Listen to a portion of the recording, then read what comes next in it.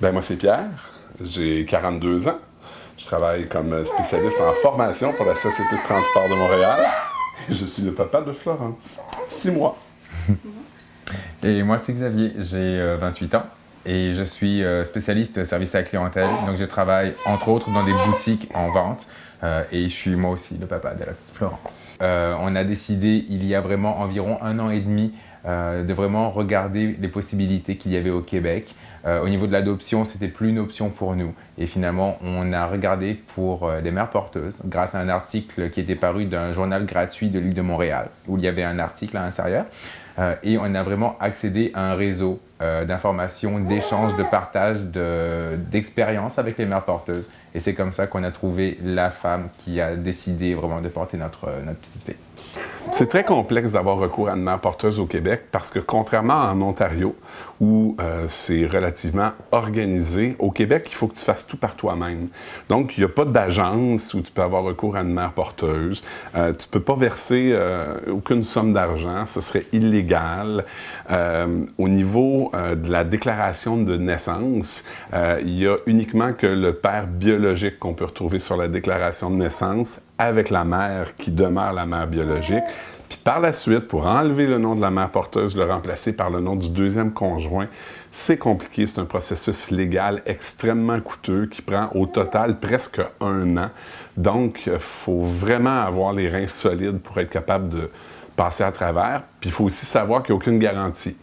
Donc, même si un couple et une mère porteuse décidaient de se faire un contrat, puis à la limite de signer devant un notaire, un juge, un avocat, ça n'aurait aucune teneur légale. À la dernière minute, si la mère porteuse dit « moi, je garde l'enfant », tu peux à peu près rien faire. Donc, c'est une question de confiance.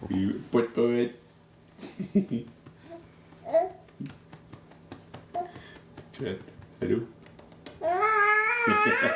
L'homoparentalité, dans notre univers, dans notre environnement, ça a bien passé. Alors, il y a eu toutes sortes de questions qui se sont posées. Des questions aussi bêtes que « comment la petite va vous appeler ?» Elle ne peut pas en appeler 2 qui s'appellent papa, mais elle ne peut pas en appeler un des 2 maman. Bien, ça a l'air anodin comme ça, mais c'est le genre de questions auxquelles les gens autour de nous n'avaient pas nécessairement réfléchi. Est-ce qu'on a le regard de la société contre nous? Absolument pas. Au contraire, même que dans les centres commerciaux, par exemple, là, où on se promène avec la petite puis que les gens réalisent qu'on est un couple, les gens souvent vont nous féliciter. On a eu des gens émus, des gens qui ont dit « Moi, mon cousin, mon beau-frère, ma nièce, elle est gay, puis si elle avait le courage de le faire, puis c'est magnifique. » Fait que c'est bien vu. Là où il reste encore énormément de travail, c'est au niveau administratif. Parce que aussi con que ça puisse paraître, mais si moi j'appelle pour avoir un service à Service Canada, aux impôts, n'importe où, la première question qu'on va me poser pour vérifier mon identification, c'est le nom de ma mère. Fait que tu fais quoi quand t'en as pas de mère? Fait qu'à chaque fois, pour le restant de sa vie, notre fille, quand elle va appeler pour un service gouvernemental, va toujours falloir qu'elle fasse 0. Parce que son cas sera jamais comme les autres. Il va toujours falloir qu'elle parle à quelqu'un.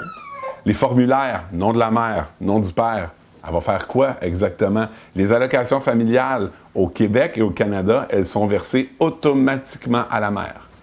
Ça a été toute une démarche pour faire comprendre que non, la mère biologique, c'est pas elle qui a les allocations, on est 2 pères. OK, ben attends, il n'y a pas vraiment de formulaire, il faut recommencer, envoyez-nous une lettre enregistrée. Donc, le côté administratif pour l'homoparentalité est très complexe. Mais le regard des autres, c'est peut-être aussi parce qu'en vieillissant, le regard des autres, c'est pas quelque chose qui nous atteint. On se le répète souvent, puis c'est quelque chose qu'on veut enseigner à notre fille aussi. Ce que les autres pensent, ça les regarde. L'homoparentalité prend de plus en plus de place, veut pas. Il y a énormément de cas qui sont médiatisés. Je pense que j'ai même pas besoin de renommer d'autres cas quand même assez similaires aux nôtres. Donc dire qu'on prend suffisamment de place ou trop de place, moi je pense que le débat n'est pas là. C'est juste de conscientiser et d'avoir les yeux suffisamment ouverts, d'avoir l'esprit suffisamment ouvert pour se dire que dans la société de maintenant, avoir des parents, un papa, une maman, ce n'est plus uniquement ça. C'est vraiment d'avoir 2 parents, peu importe le sexe, peu importe l'âge. Donc, en autant que l'enfant qui grandit a vraiment tout son univers autour de lui, suffisamment d'amour et suffisamment de repères pour pouvoir s'épanouir librement. Cependant, je pense que le fait qu'on ait eu une petite fille fait en sorte qu'il y a beaucoup de choses qui sont beaucoup plus faciles. Pour une petite fille, avoir 2 pères gays, je pense que c'est beaucoup plus facile qu'un petit garçon qui aurait eu 2 pères gays. À ce moment-là, dans les cours d'école, ça aurait été probablement très difficile. Oh, tu vas faire une tapette comme tes 2 papas, alors que pour une fille, c'est comme un peu plus difficile d'aller comme jouer sur cette corde sensible-là. Donc, moi, à la base, juste purement dans l'optique de notre enfant, moi, à la base, c'était plus une petite fille que j'aurais voulu avoir.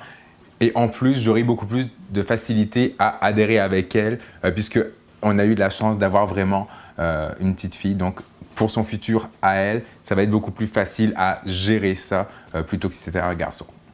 Le partage des tâches entre Xavier et moi a jamais été quelque chose qui était défini, qui était officiel, qui fait quoi, qui s'occupe des poubelles puis du lave-vaisselle. Puis je pense qu'au niveau de Florence, ça a été la même chose. On n'a rien défini, mais chacun a pris une place selon sa personnalité. Finalement, curieusement, je me suis assuré, je me suis retrouvé avec un rôle beaucoup plus féminin. Et Xavier avec un rôle beaucoup plus masculin. Puis ben, ça m'amène à dire qu'au niveau de l'homoparentalité, c'est peut-être ça qui est important, que ce soit 2 hommes ou 2 femmes, d'avoir cette espèce d'équilibre-là, d'avoir les compétences parentales qui sont habituellement plus associées à la femme, c'est-à-dire, mettons, d'être plus tactile, les caresses, tout ça, consoler, la sensibilité, qui à la base est beaucoup plus féminin. Ben ça, on le retrouve dans notre couple, puis c'est plus moi. Puis Xavier, ben, tu sais, on le dit souvent à la blague, mais quand Florence va prendre sa première brosse, c'est lui qu'elle va appeler, puis pour aller la chercher, puis moi, je vais l'apprendre juste des années plus tard, parce que ça va être leur secret. J'ai envie de conclure en disant que il y a plein de Pierre et de Xavier dans le monde. Il y en a qui s'appellent Jérôme et Jérémie, il y en a qui s'appellent Lucie et Sophie, il y en a qui s'appellent Mohamed. Peu importe, mais il y a plein de gens qui rêvent d'avoir ce que nous autres on a. Puis moi, là, je me considère tellement privilégié. Puis s'il y a une chose que je voudrais que les gens retiennent, c'est qu'il ne faut jamais, jamais, jamais, jamais abandonner son rêve. Moi, ça fait 25 ans que j'ai envie d'être un père, puis dans les 25 dernières années, j'ai eu le goût d'abandonner des millions de fois. Dieu merci, il y a des gens autour de moi qui m'ont remonté à toutes les fois où j'ai voulu abandonner, mais on est la preuve vivante, vraiment, que les miracles, ben, ça existe.